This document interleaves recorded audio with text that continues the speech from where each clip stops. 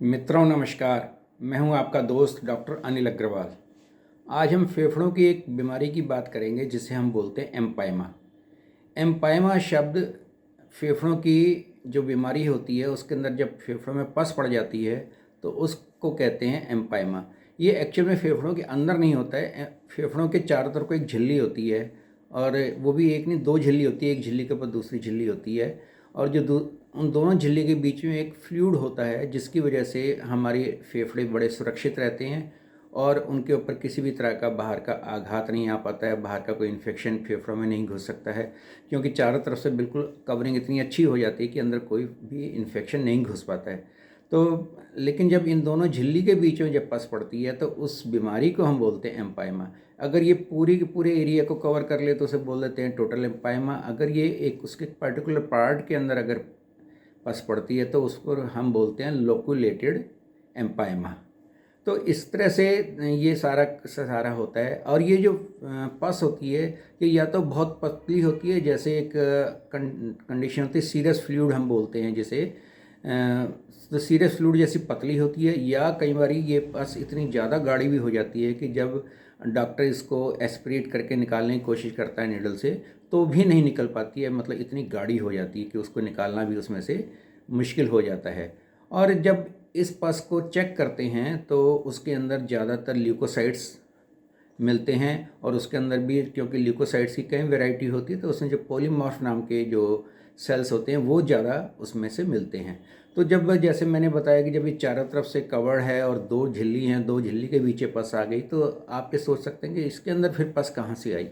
तो इसके अंदर पस बाहर की तरफ से आना मुश्किल होता है, हालांकि बाहर से भी आती है। वो जिस तरह से मान लो बाहर से कोई पंक्चर वुंड हो जाए कि वही बाहर से पंक्चर हुआ और वो झिल्ली फट गई, उसमें छेद हो गया तो बाहर का इन्फेक्शन उसके अंदर चला गया।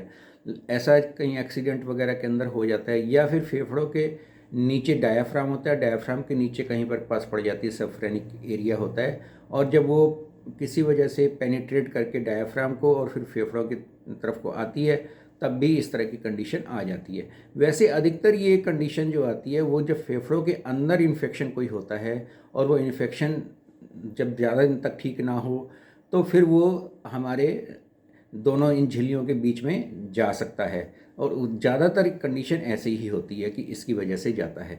लेकिन आजकल आपने देखा होगा कि इस तरह के केसेस कम देखने को मिलते हैं। आपने ये शब्द शायद सुना भी नहीं होगा कि किसी को एम्पाइमा नाम की बीमारी हो रही है, क्योंकि उसका कारण ये है कि अब इतनी अच्छी अच्छी दवाइयाँ आ गई हैं कि फेफड़ों के अंदर के जितने इन्फेक्शन होते हैं वो जल्दी से दवाइयाँ देकर ठीक हो जाते हैं। बहुत सारी तरह की अच्छी अच्छी होम्योपैथिक दवाइयाँ भी आई हुई हैं। एलोपैथी के अंदर बहुत अच्छे एंटीबायोटिक हैं कि जैसे ही कोई इन्फेक्शन लंग्स के अंदर जाता है तो जब डॉक्टर से इलाज करवाया जाता है तो वो एंटीबायोटिक देके उस इन्फेक्शन को बहुत जल्दी ठीक कर देता है।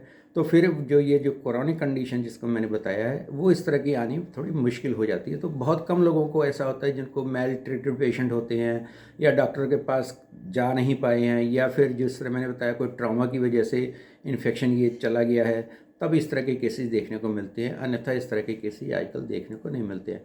होम्योपैथी के अंदर करीब 26 दवाइयाँ एम्पाइमा के अंदर इस्तेमाल की जाती हैं। तो 26 के 26 को बताना तो मुश्किल है, लेकिन उनमें से जो फर्स्ट ग्रेड की मेडिसिन हैं वो करीब होती हैं 5-6, जिस तरह से आर्सेनिक एल्बम है, कैलकेरिया सल्फ है, काली सल्फ है, साइलिशिया है, मर्कसॉल है और सल्फ़र है। ये कुछ एक दवाइयाँ हैं जो बहुत ज़्यादा इस्तेमाल में होती हैं एम्पाइमा के अंदर और उसको ठीक करने में सक्षम होती है। वैसे जैसे मैंने बताया कि और भी जो दवाइयाँ बची हुई है सेकंड ग्रेड की वो भी इसके अंदर इस्तेमाल होती है, और अगर इनसे भी काम नहीं चलता है तो फिर होम्योपैथी के अंदर जो हमारा इंडिविजुअलाइजेशन का जो तरीका होता है उसकी तरह की वजह से फिर हम कोई भी और अन्य दवाइयाँ भी निकाल सकते हैं और इस रोग को पूर्णतः ठीक भी कर सकते हैं।